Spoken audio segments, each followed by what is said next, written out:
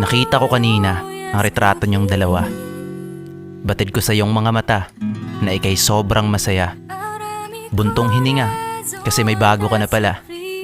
Sobrang lala dahil sa lahat ng aking mga ginawa. Wala man lang akong napala. Habang ikaw ay agad na napasa kanya sa mga simpleng bagay lang na kanyang nagawa. Pero ako lahat ay binigay ko na at ginawa. Pero di ka pa rin napasa akin.